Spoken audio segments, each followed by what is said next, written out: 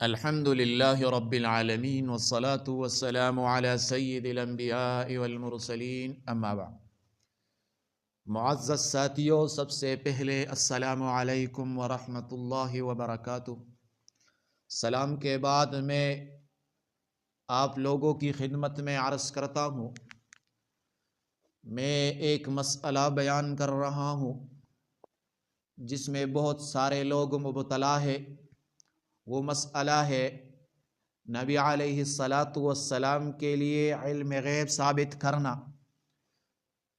یہ مسئلہ ہم بیان کریں گے۔ اس میں اختلاف ہے علماء دیوبند کا اور بریلوی علماء کا۔ بریلوی علماء نبی علیہ السلام کے لیے علم غیب حاصل کرتے ہیں، ثابت کرتے ہیں، اور علماء دیوبند کہتے ہیں نبی علیہ السلام کے لیے علم غیب حاصل کرنا یہ جائز نہیں ہے۔ علم غیب صرف اللہ کی صفت ہے، تو اس پر ہم بحث کریں گے اور آسان سے آسان دلائل پیش کریں گے۔ لیکن اس سے پہلے اگر آپ لوگ اس چینل میں نئے آئے ہو تو برائے مہربانی اس چینل کو سبسکرائب کریں اور ہمیں سپورٹ دے۔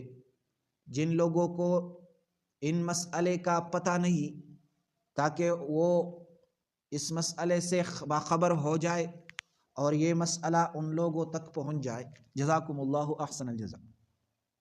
اب ہم تمہیدی اصول بیان کریں گے، علماء دیوبند کا منہج بیان کریں گے۔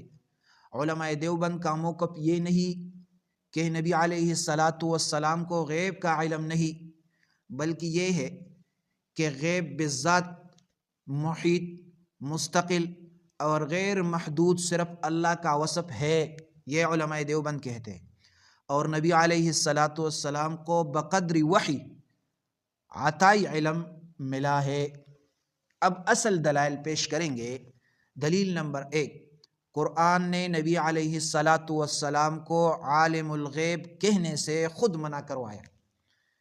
قرآن پاک کی آیت ہے، قُل لَا أَقُولُ لَكُمْ عِنْدِي خَزَائِنُ اللَّهِ وَلَا أَعْلَمُ الْغَيْبَ۔ آپ صلی اللہ علیہ وسلم فرما دیجئے، میں تم سے یہ نہیں کہتا کہ میرے پاس اللہ کے خزانے ہیں اور نہ میں غیب جانتا ہوں۔ اس میں نقطہ یہ ہے، اگر نبی صلی اللہ علیہ وسلم کو ہما جہت غیب حاصل ہوتا تو اللہ تعالیٰ یہ جملہ امت کی اصلاح کے لیے نہ کہلواتا، کیونکہ نفی بغیر ضرورت کی حکمت کے خلاف ہے۔ دوسرا دلیل، لوگ اگر کی شرط جو صرف ناممکن پر آتی ہے، مثال کے طور پر قرآن پاک کی آیت ہے، وَلَوْ كُنْتُ أَعْلَمُ الْغَيْبَ لَأَسْتَكْثَرْتُ مِنَ الْخَيْرِ، اور اگر میں غیب جانتا ہوتا تو میں بہت سی بلائیاں جمع کر لیتا۔ تو اس میں نقطہ یہ ہے کہ ایسی شرط پر آتا ہے کہ علم بلاغت میں لو ایسی شرط پر آتا ہے جو واقع نہیں ہوئی اور نہ ہو سکتی ہے۔ اگر نبی علیہ السلام بالفعل غیب جانتے ہوتے تو یہ اسلوب غلط بیانی کے زمرے میں آ جاتا اور یہ محال ہے۔ تیسرا دلیل، علم غیب کو صفت الالوہیت کے طور پر متعین کرنا۔ قرآن پاک کی آیت ہے، ان اللہ عندہ علم الساعہ، بے شک قیامت کا علم صرف اللہ ہی کے پاس ہے۔ اس میں نقطہ یہ ہے کہ حصر حقیقی کے لیے ہے، حصر حقیقی کے لیے ہے، یعنی یہ علم کسی اور کو مستقل طور پر نہیں دیا گیا۔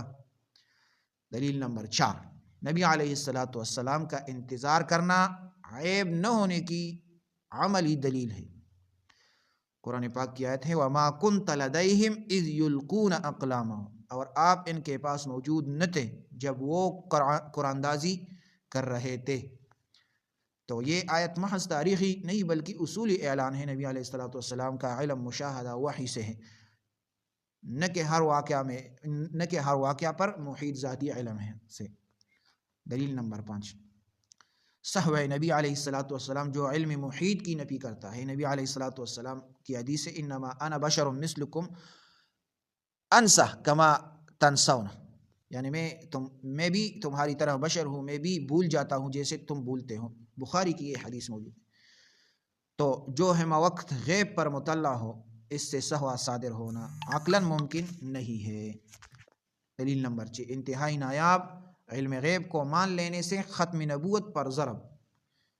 اگر نبی علیہ الصلوۃ والسلام ہر آنے والے فتنہ، ہر شخص کی نیت، ہر زمانے کے اعمال سب جانتے ہو تو امت کو اجتہاد، اجماع، قیاس کی ضرورت ہی نہ رہتی، جبکہ شریعت نے یہ سب دروازے کھلے رکھے ہیں. یہ خود دلیل ہے کہ علم نبوی صلی اللہ علیہ وسلم ہدایت کے لیے کافی تھا، احاطہ کائنات کے لیے نہیں.